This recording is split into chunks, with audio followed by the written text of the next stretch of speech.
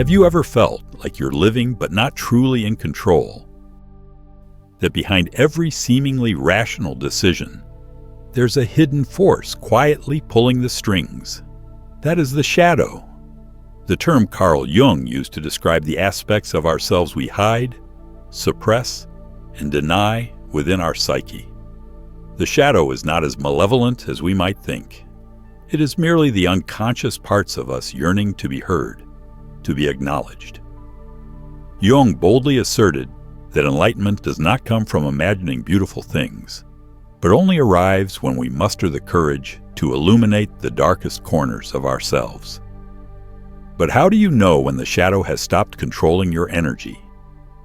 In this video, we won't search for a formula for healing.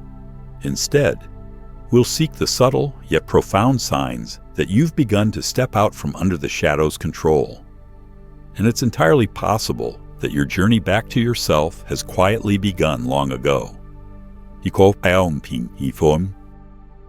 Stay with me till the end to uncover these powerful signs. Your journey to true freedom and inner peace starts now. Sign 1. Emotions no longer dictate your behavior. As a child, did you ever chase your own shadow under the golden glow of the afternoon sun? You ran, and the shadow ran. You stopped, and it stopped too. No matter how hard you tried, you could never escape it. That game unconsciously has followed you into adulthood. Only now the shadow is no longer a game. It's the sudden outbursts of anger, the sobbing in the dead of night, the harsh words spoken to someone you love, even though deep down you never meant them. This shadow symbolizes emotions that always lurk behind, manipulating and directing your actions. Carl Jung called this shadow, the unconscious realm where suppressed emotions silently pull the strings guiding your behavior. Your life was once a series of days lived under its rule, like a small boat, adrift on a vast ocean. You were swept along by turbulent waves, sometimes raging like fire, sinking into pain, sometimes frantically fleeing from yourself. The most critical decisions, the actions that shaped your life, often came when you were most intensely swayed by your emotions. More than once you said things you later regretted or reacted excessively, causing pain to those you love and driving them away. You couldn't control it because at that moment your emotions and actions were nearly one. But the first sign that the shadow no longer controls your energy is when you realize you don't have to act on every emotion. Jung once said, "Until you make the unconscious conscious, it will direct your life, and you will call it fate." The moment you recognize that emotions are not the sole truth, but merely a fleeting current of energy in your mind, you begin to step out of the fate Jung spoke of. This doesn't mean you become emotionless. On the contrary, you still feel every wave of emotion clearly, but they no longer command your actions. Emotions become companions on your life's journey. You see them, listen to them, but no longer hand them the steering wheel to drive your path. Instead, they become visitors you can welcome, observe, and converse with. But you're not obligated to follow their demands. A woman once shared her moment of awakening. My husband said something that made me feel invisible. In the past, I would have stayed silent all day, cold as ice, to retaliate. But that time, I looked at him and realized the feeling of rejection rising in me wasn't because of him, but from a childhood memory of being ignored by my parents. I saw that pain clearly, but for the first time, I didn't react. I just breathed and spoke about what I felt instead of turning it into punishment. That difference is not small. It's a quiet revolution unfolding within you. Jung said, "Emotion is the chief source of becoming conscious." When the shadow no longer commands, you begin to feel a psychological pause. Emotions still come, but you have enough inner space to choose your response. And that's where true strength is born. Not in reflex, but in conscious response. Someone who betrayed you no longer sparks jealousy. A criticism no longer crushes you. Silence no longer drives you mad. Not because you no longer feel, but because you've grown beyond those emotions. You've risen above the unconscious cycle and stepped into the light of active consciousness. At that point, you're no longer surviving your emotions. You're residing within them, observing, feeling, learning. Emotions become data of the soul, no longer the shadow's commands. And do you know the strangest thing when you stop resisting or fleeing your emotions? When you sit down and listen, they begin to soften. Like a child who stops crying when finally picked up and hears, "Mom is here." The shadow only screams when ignored. When seen, it becomes a part of you that needs love, not an enemy to destroy. This is the first sign, but also the greatest door opening to the entire journey. Emotions are no longer the driver. You are the one at the wheel. Sign 2. You no longer use the past as a shield. As you gradually learn to step back so emotions no longer dictate your actions, you also begin to see more clearly what lies beneath those emotions. What you find isn't the recent events, but the old scars from the past, which you once used as a shield, an explanation, or even an excuse for your stumbles. But when the shadow no longer dominates, you realize you've stopped using the past as a haven for unresolved pain. The past is no longer the reason you justify why you've become guarded, angry, or easily hurt. It's still there with all its memories, wounds, and unnamed things. But for the first time, you face it as something that happened, not something secretly controlling you. Carl Jung clearly stated, "I am not what happened to me. I am what I choose to become." When you haven't yet seen the shadow clearly, you don't live in the present. You merely reenact undigested memories carrying all the old emotions, reactions, and survival mechanisms. You're not living with your current partner. You're reliving the fear of abandonment from your first love. You're not hearing feedback from your boss. You're hearing your father's voice making you feel worthless. That's how the past holds you captive, not as memories, but as a distorted lens through every moment of your life. You once said, "I'm cold because I was hurt before. I don't open up because I trusted the wrong person." Those statements aren't wrong, but they're spells that keep you trapped. Each time you repeat them, you pledge loyalty to an old pain. You use it as armor, unaware that it's blocking opportunities to live authentically, love genuinely, and be truly free. Psychology calls this identity attachment, an unconscious attachment to a wounded identity. When you're too accustomed to being defined by pain, you fear losing it because you don't know who you are without being the one who was hurt. Imagine living in a dilapidated house. The walls are cracked, the ceiling stained from leaks. But because you grew up there, you're used to placing buckets, avoiding the chandelier.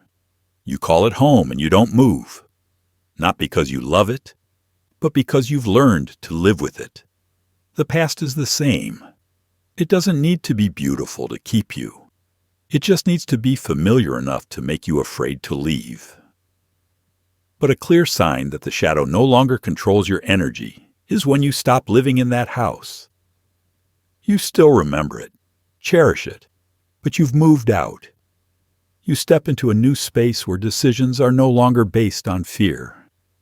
You say, "I choose this because I want to, not because I'm afraid that will happen again." Jung called this process integration. You don't deny what happened or try to forget. You bring it into the light, making it a conscious part of you. When the shadow stops controlling, old memories no longer push your buttons. Someone might say something that once made you furious, but now you just breathe and think, "Oh, that's the old familiar thing, but I don't care anymore." Another sign is that you stop retelling the old story as a justification. You no longer say, "I'm like this because back then." You don't need to explain or prove. You realize I was hurt, but I am not that pain. Like a scar, you don't need to hide it, but you also don't need to touch it every day to remind yourself you were wounded. If you've lived with such an old story, used it as a shield, and one day realized you could set it down, please share in the comments. We want to know, how did you move out of that old house and you begin to understand that the past is not your destiny?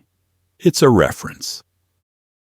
And you who have started writing the next chapter without copying the old pages have begun stepping into the present on your own 2 feet.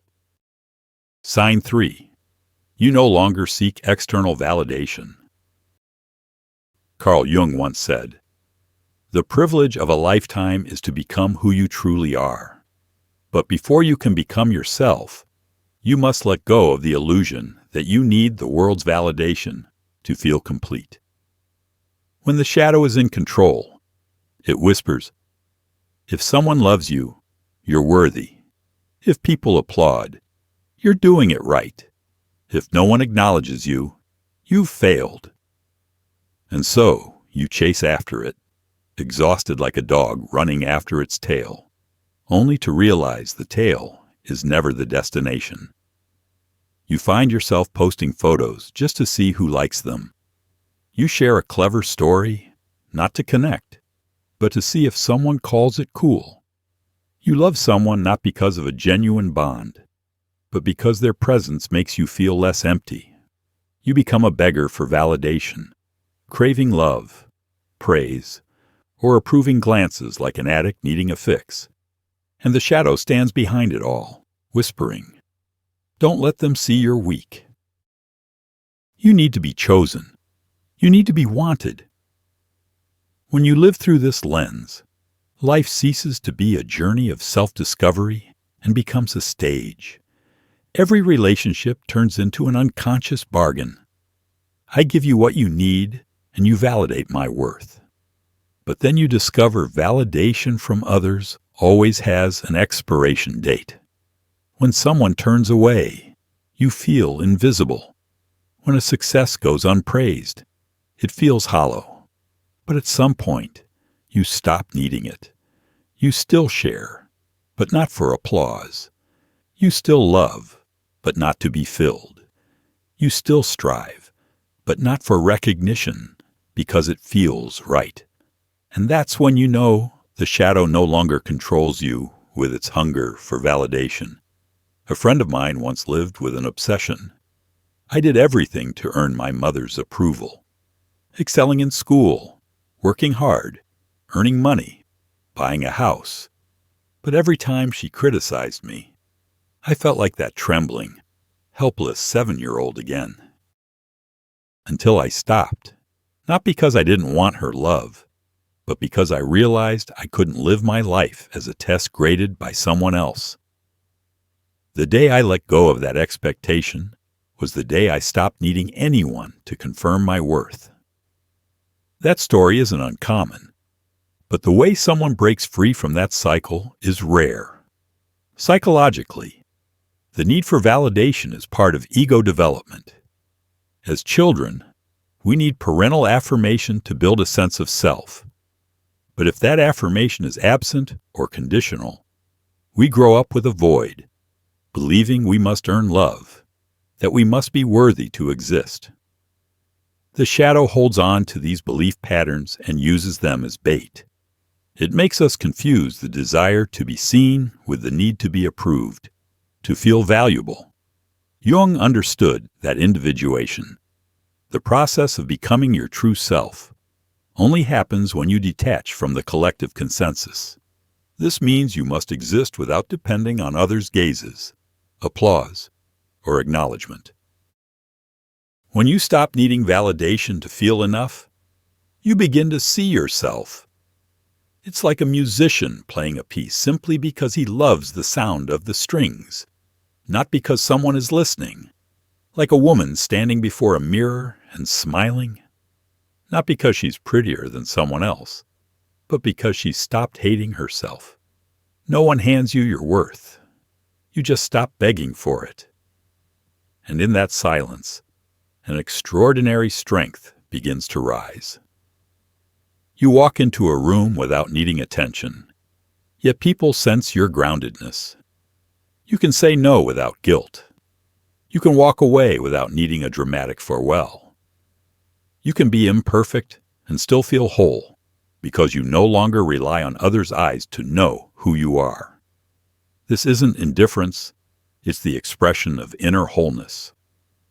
You don't reject the world. You just stop offering yourself as a product for it to consume. Your presence is no longer a resume for approval, but an invitation. I am here authentic and whole. Come as you are, or leave as you will. And do you know the miraculous thing? When you stop seeking validation, you start attracting people who don't need to prove anything. They don't stay because you make them feel special. They stay because with you, they can be themselves too. Sign 4. You stop blaming and start to embrace responsibility. When you stop craving external validation, you turn inward to face something no one can give you or take away. The responsibility to live authentically as yourself. That's when you begin to look back at your life, not through the lens of blame, but through the eyes of awakened responsibility. Jung said that blame is how the shadow protects the ego. It doesn't want you to feel weak, so it quickly labels others as the culprit. Parents, partners, bosses, society, fate, anyone but you. When the shadow is in control, you live as if life is happening to you, not from you. When someone hurts you, you rage. When abandoned, you blame. When you fail, you point to unsupportive circumstances. When wounded, you say it's because of what happened back then. But as you grow spiritually, you realize you've allowed those things to linger longer than necessary, not to self-blame, but to start acting with awareness. Jung called this the moment you begin to separate yourself from unconscious complexes, those clusters of memories, emotions, and beliefs accumulated from the past that control you from the shadows. When you blame, you only strengthen their power. But when you pause and ask, what role am I playing in this? You begin to break free from the cycle. Taking responsibility isn't about self-punishment or taking all the blame. It's about shifting roles from someone controlled by the shadow to someone who actively chooses. You can't control others, but you are entirely responsible for what you continue to allow. And that's what's truly terrifying. It forces you to abandon the old story and write a new chapter where you can't blame anyone if it fails. Psychologically, this is a leap from ego defense to self-recognition, a bold step requiring courage. People are often willing to suffer a lifetime rather than admit they were wrong, weak, chose the wrong person, or stayed silent too long. But you can't heal from a place of pretense. True healing begins when you look at yourself and say, I got lost, but I can find my way back. When you start taking responsibility, every story you've told about others changes. The story of my ex destroyed me becomes, I once traded myself for love. The story of my family hurt me becomes, I learned to stay silent to survive. And most importantly, you no longer need an apology to heal. Forgiveness is no longer a favor you grant others. It's a gift you give yourself to break free from the endless cycle of blame. And the miraculous thing is, when you stop blaming, You don't become weaker. You grow stronger. You're not softer. You're steadier. You don't forgive out of nobility. You forgive because you no longer want to be tethered. You take responsibility because you want to be free. From that moment, your energy shifts. You no longer hurt others to feel safe. You protect your boundaries with calm, not anger. You stop seeking someone to blame and start listening to what within you still needs to be seen. And then you'll notice the heaviness that clung to you for years suddenly feels lighter in a strange way. This isn't the relief of shedding a burden or the lightness of a life free of problems. It's a different, deeper kind of lightness, the lightness of no longer having to resist, hide, or fight yourself. Paradoxically, nothing disappears. You still face the same memories, emotions, and life, but you no longer feel crushed by their weight. At this point, we've journeyed halfway. We sincerely thank you for being here. Your presence is a tremendous encouragement for us in our mission to bring the true value of Jung's philosophy to more people. So, please like and share this video to spread these lessons to your loved ones and friends. Or leave a comment saying, "I value my life," if you're ready for the next leg of the journey. Sign 5. You feel lighter, but not because everything disappears. Carl Jung once said, "We cannot change anything unless we accept it." This means you don't achieve enlightenment because life suddenly becomes free of suffering, nor because you've become perfect or better than others. True enlightenment comes when you stop rejecting what you don't want to see and instead embrace everything that belongs to you, your fears, weaknesses, old wounds, and even the darkest corners you once despised. This complete acceptance brings a sense of lightness because you no longer expend energy hiding, protecting a fragile ego, or avoiding pain you once thought unbearable. Imagine you've been carrying a backpack filled with heavy stones, each one a painful memory, an old wound, a failure, or a criticism that once hurt you. Every day you haul it everywhere, trying to prove to yourself and the world that you're strong, that you can endure it all without complaint.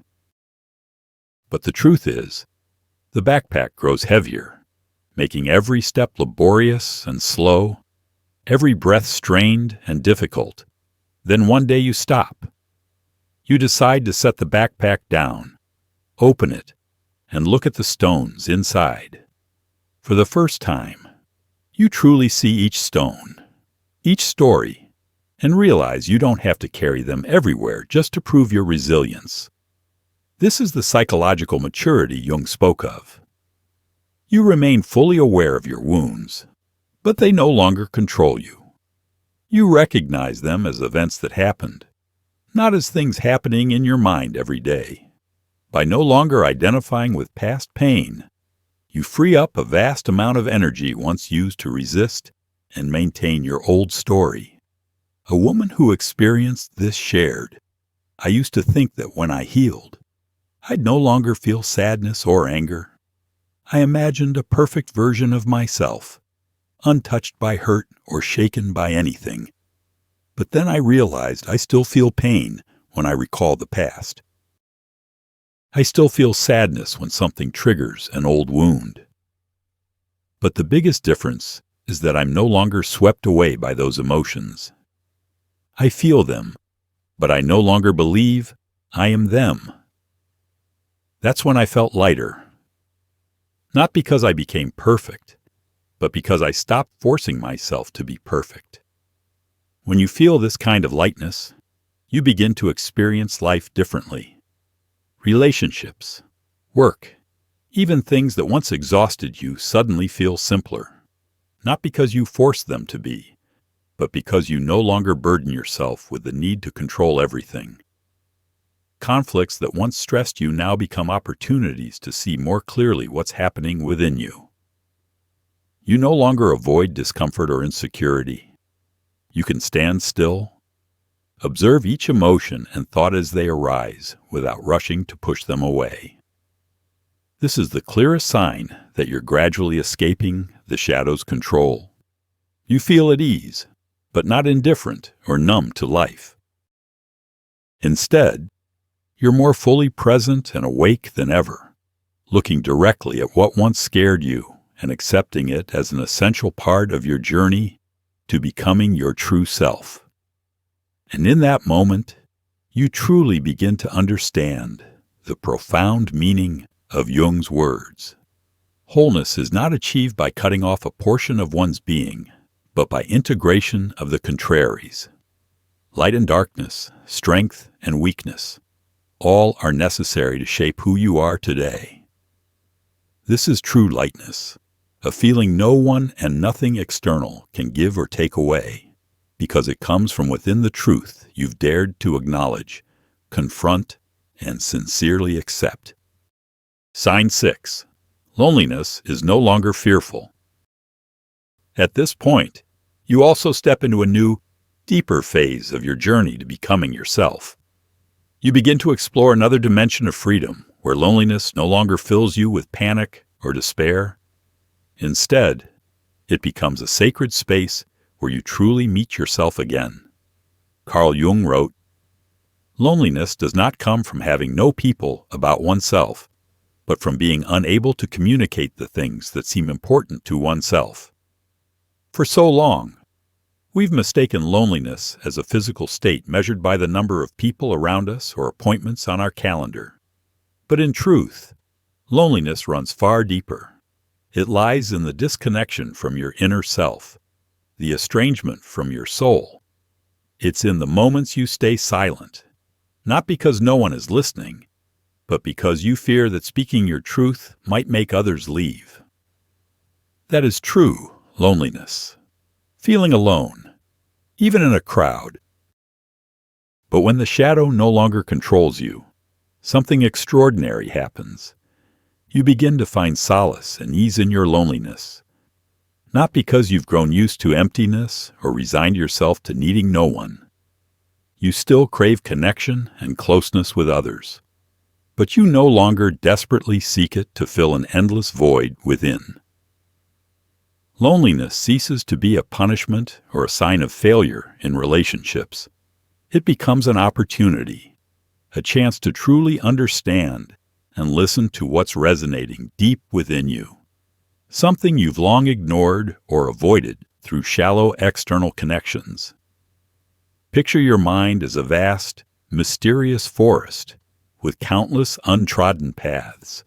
You've always sought someone to walk with you, hoping their presence would ease your fear of the forest's wild, cold expanse. You thought a companion would make the darkness less daunting, the echoes of the past less lonely. Until one day, you decide to venture down those paths alone. For the first time, you feel each step on the damp earth, hear every sound, every rustle of leaves. And then you realize something strange. The forest was never frightening or threatening. It offers an indescribable peace. You understand that what you feared wasn't the forest, but walking through it alone. When you dare to move through loneliness, you begin to feel the strength of your inner presence. You no longer need someone by your side just to prove you're alive, because now you move forward confidently in the serene and authentic stillness of your soul. Before we continue, take a moment of quiet. Breathe slowly. If what you've just heard stirs something within you, as if someone gently touched a familiar but long-forgotten silence, please hit subscribe and turn on notifications today. Not because we want to hold you here, but because you deserve a place to return to when the noise of the world becomes too much. Attachment psychology studies show that those with anxious attachment styles often seek constant companionship to alleviate loneliness or self-doubt. They may spend excessive time on activities like texting, using dating apps, or attending social gatherings, even when it exhausts them or isn't what they truly want. However, recent mindfulness meditation studies reveal that when people learn to sit still and observe emotions without reacting, they begin to shift away from the need to busy or validate themselves. This quiet acceptance, though initially unfamiliar, often leads to a profound sense of relief because they no longer flee from themselves. From Jung's perspective, this experience is a crucial step in individuation. When you stop trying to fill the void with dependent relationships, you open the door to building deeper, more meaningful connections. You stop seeking others to soothe your insecurities and start meeting them from a place of wholeness. You don't love to be saved. You love because you genuinely want to share your life with someone who has also cultivated their inner completeness. Loneliness is no longer terrifying because you realize you don't need someone constantly by your side to feel safe or worthy. Instead, you begin to cherish moments alone as they help you see more clearly who you are and what you truly want from life. Relationships built on this foundation become far more resilient because you no longer love from lack or desperation, but from freedom and a clear sense of your worth. Sign 7. You no longer need to change to be worthy. The deeper you venture into this journey of awakening, the more you realize you don't need to become someone else to be worthy. You have always been enough, even in your incompleteness. Carl Jung once said, "The most terrifying thing is to accept oneself completely. Not because it's difficult, but because your entire life you've learned to disguise yourself with masks. The kind person, the perfect person, the agreeable person, the strong person. You believe that only by being good enough by someone else's standards, society, parents, an ex-partner, or the idealized image in your mind, could you be loved. And you didn't realize that this relentless effort to become someone else is precisely why you've always felt not enough. When the shadow is in control, it tells you you have to be better, prettier, gentler, funnier, quieter, more obedient, stronger to be loved, and you believe it. You edit yourself like a piece of music, cutting out the noise, smoothing over the wrong notes, amplifying the right ones until the song sounds pleasing to the ear. But what's left is no longer the original composition. It's a listener-friendly version, not your true essence. One woman shared that she always became the ideal girl in every relationship. When she loved someone humorous, she learned to tell jokes. When she was with someone academic, she forced herself to read philosophy. When with someone who valued freedom, she suppressed her sensitivity and need for deep connection. She did it all to hold on to love, to avoid being abandoned. But ironically, one by one, they still left. Only then did she realize they didn't abandon her. They abandoned a version of her she forced herself to become. Her true self had never been truly loved because she had never dared to fully show up. This is the nature of the shadow. It convinces you that you need fixing, polishing, or molding to fit others. Because if you were truly yourself, who could love you? And so you move through the years with a fearful question. If I don't do something to keep them, am I still worthy of their staying? But when you cross the breaking point of this journey, when you faced your fear of loneliness, stopped blaming others, and sat still in your truth, you begin to notice something strange. You no longer see anything wrong with yourself, not because you've become perfect, but because you've stopped trying to be. You start to find it normal to be weak at times, to be contradictory, to be unclear, to need time, to make mistakes. Instead of reshaping yourself to fit someone's gaze, you begin to ask, am I betraying myself? This is when you know you've stepped out of the shadow's control. You no longer love to be saved or live to be accepted. You start living to express the truth within you. And those who remain after that truth are the ones you can truly walk with. From a psychological perspective, this is a clear sign of personality maturation. In early developmental stages, people learn to align themselves with others' expectations, parents, society, and idealized archetypes. This creates a false ego, an identity driven by the need for recognition. But to live a truly free and whole life, you must courageously let go of that false ego and move toward the true self where you no longer live to fit in, but to be real. Imagine yourself as a river. For years, you've tried to bend your flow to fit fields, concrete paths, and pipelines. You accepted having your current distorted course just to avoid falling off course. But then one day you break free. No channel can contain you anymore. In that seemingly frightening chaos, you find your true path not through someone else's map, but through the primal flow within you. You no longer bend. You flow as you are meant to. And anyone who wants to stay must learn to respect that flow or leave. From here, you also begin to realize something simple, yet profoundly liberating. Loving someone doesn't mean changing to make them stay. And someone who truly loves you doesn't demand you change to be worthy of them. They don't love you because you match their ideal. They love you despite being yourself. Any love that lacks this permission comes from the ego, not the soul. Ultimately, the journey of facing the shadow isn't about becoming better in someone's eyes. It's about returning to a self that needs no fixing, a place where you dare to show up in your truth, even when that truth isn't easy, perfect, or polished. And in that moment when you stop running from yourself, you step into the first state of wholeness in your life. If you're on this journey, keep going. And if something in this video made you feel seen, share it with someone else, quietly walking this path. Who knows? You might be the small light that helps them realize they've never been alone on their journey back to themselves.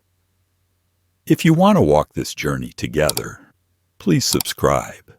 Join our warm community where you're always welcome. Au revoir.